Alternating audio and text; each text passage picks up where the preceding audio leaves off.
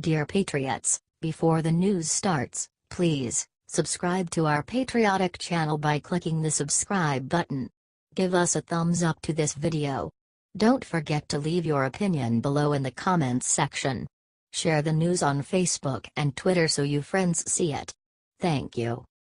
NBC got Weinstein scoop first. What they did next is unforgivable. Earlier this week, Hollywood mega-producer Harvey Weinstein got hit with multiple sexual assault allegations. Then The New Yorker published an extremely chilling video that all but confirmed Weinstein's guilt. Weinstein's transgressions became even more scandalous when his ties to several high-profile Democrats were revealed. At one point, he even hosted a birthday party for Hillary Clinton. But that might not be the most fascinating part of the story. According to CNN, NBC had the Weinstein scoop months ago. And they did nothing. NBC contributor Ronan Farrow was relentlessly pursuing leads when NBC told him bury the story. Ronan was basically told to stop working on this, an anonymous source told CNN. It's easy to see why the liberal network, who runs MSNBC, wanted the news item to go away. As we've seen, the revelation has been a PR disaster for Democrats. But you can't hide a liberal's hypocrisy forever. Like with Bill Clinton, the truth will eventually come out. Even without help from the mainstream media. Do you think NBC buried the story to help Democrats? Comment and share so everyone sees how the mainstream media operates. These instances of confirmed bias must be publicized.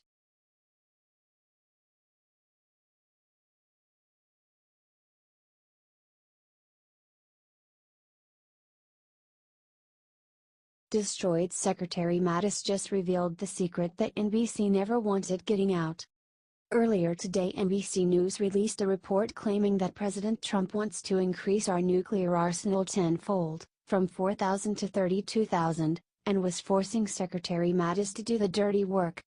When Trump stepped forward and called them fake for their lies and attempt to tear our country apart, they all cried wolf, pretending like he was infringing on their rights. Unfortunately for the MSM, they forgot all about Mattis. There is nobody in the current administration who commands more respect across the entire political spectrum than Jim Mad Dog Mattis. That's why you know NBC's goose is cooked when Mattis himself came forward to declare the report absolutely false.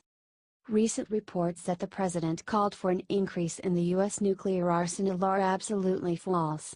This kind of erroneous reporting is irresponsible. James Mattis.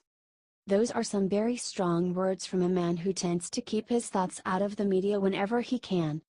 The reality of the situation is that Trump is calling for a complete upgrade and modernization of our current nuclear arsenal, which sits around 4,000 warheads.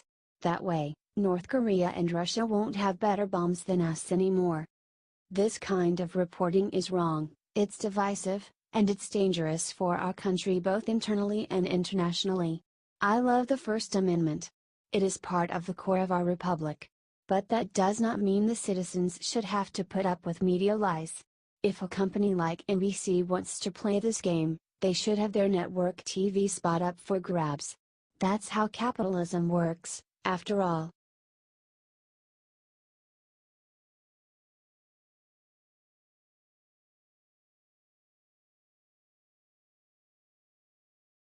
Former ESPN host comes forward, reveals 6 secret company doesn't want you to know. Former ESPN host Britt McHenry was literally told to not be herself, a conservative woman, while working for far-left network ESPN.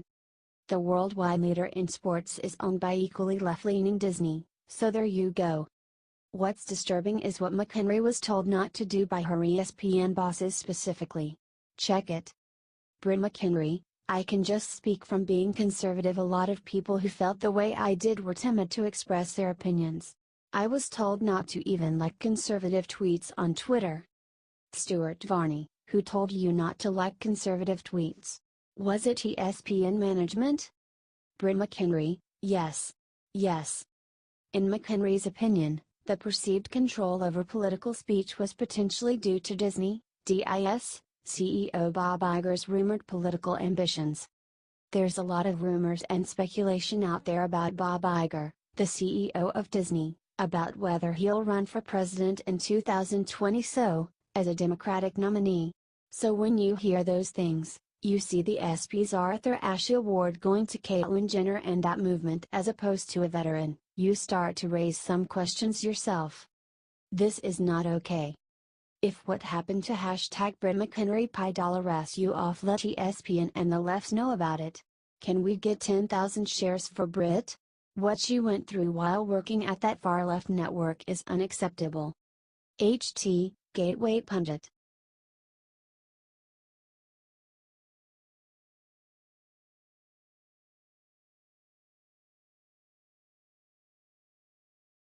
Without saying a word, Melania just destroyed what Clinton loves most.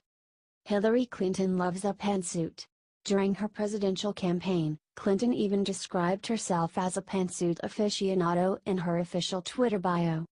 Nowadays, her Instagram is filled with photos of the failed presidential candidate wearing her signature look. But Melania just beat Hillary at her own game.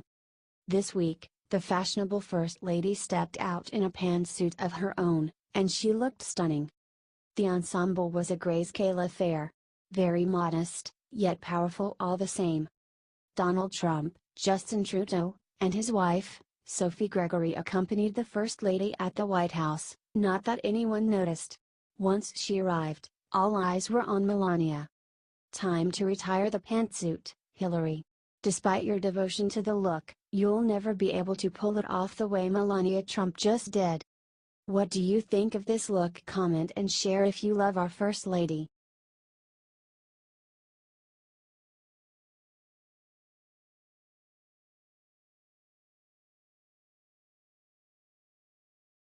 Obama is crying like a baby after what Trump just did to his signature anti-coal deal. Trump is ripping to shreds Obama's baby, and many American businesses are very happy. And this will translate into more jobs. This was one of Trump's big campaign promises and, as usual, he is following through on his word. Tuesday, EPA Administrator Scott Pruitt signed a notice to get rid of Obama's Clean Power Plan, that he used executive authority to pass, since Congress did not agree. That's right, he jammed it through, no matter what anyone else though. It was part of his climate change plan. Pruitt said in a statement, the Obama administration pushed the bounds of their authority so far with the CPP that the Supreme Court issued a historic stay of the rule, preventing its devastating effects to be imposed on the American people while the rule is being challenged in court. Furthermore, he said, we are committed to righting the wrongs of the Obama administration by cleaning the regulatory slate. Any replacement rule will be done carefully, properly, and with humility, by listening to all those affected by the rule. Obama regulated everything. And Trump has been hard at work, dismantling those regs, just like he promised he'd do. This is one more way Trump is showing that he keeps his promises. If you are happy with the job Trump is doing, please share this out, so that our nation can see all the good Trump is doing. H.T. The Hill.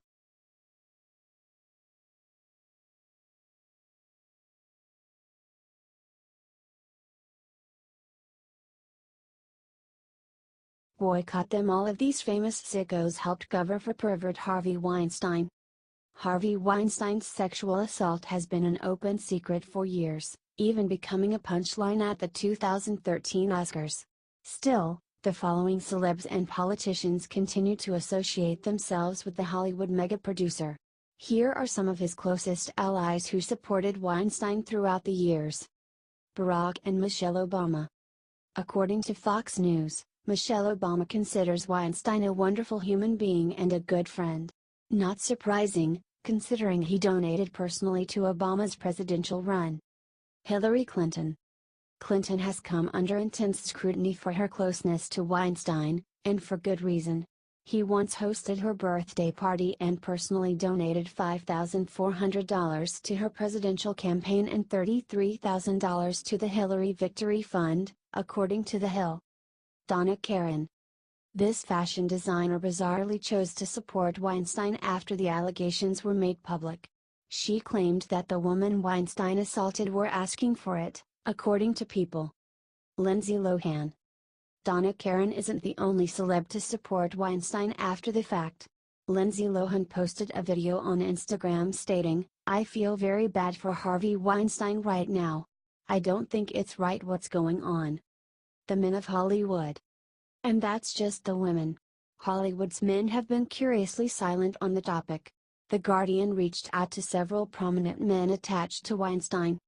The list includes Ben Affleck, Matt Damon, Colin Firth, Bradley Cooper, Brad Pitt, Leonardo DiCaprio, Daniel Day-Lewis, Russell Crowe, George Clooney and Ewan McGregor, Quentin Tarantino, Ryan Coogler, Tom Hooper, Lin-Manuel Miranda, Michael Moore, Rob Marshall, Robert Pulcini, Garth Davis, Doug McGraw, John Madden, Simon Curtis, Kevin Williamson, Martin Scorsese, John Hillcoat, and John Wells.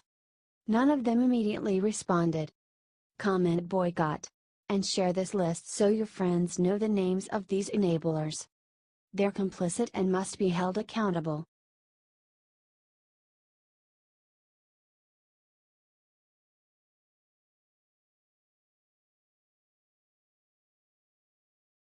Moments ago the NFL did the unthinkable, guarantees poor ratings for years. It's bad.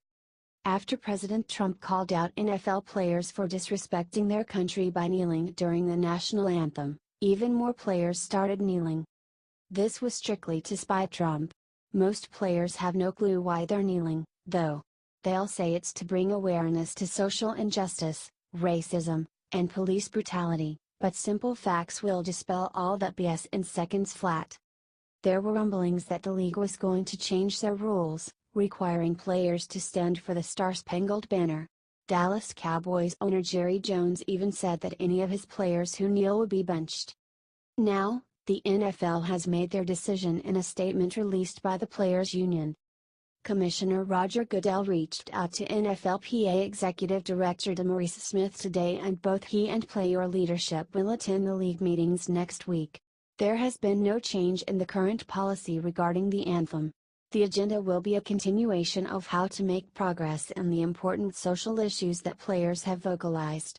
Everyone who is part of our NFL community has a tremendous respect for our country, our flag, our anthem and our military, and we are coming together to deal with these issues in a civil and constructive way.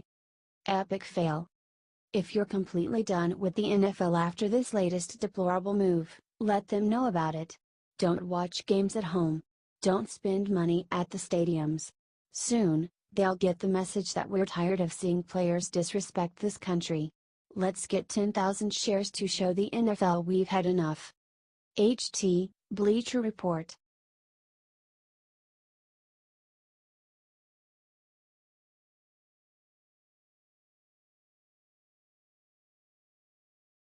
OMG, Don Lemon lost it on live TV last night and cussed out his conservative guest for one sick reason. Don Lemon is truly an embarrassment to journalism, and it looks like his Trump derangement syndrome has finally gotten the best of him. On his show last night, Lemon got so upset with a conservative guest that he threw all sense of professionalism out the window and whipped himself into the mother of all hissy fits. After conservative guest, Ben Ferguson, correctly pointed out that Colin Kaepernick's form of protest is disrespectful to our military, Lemon became visibly upset.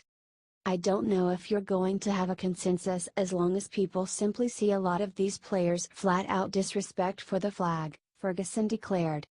"It wasn't seen that way until the president made it into an issue," Lemon shot back.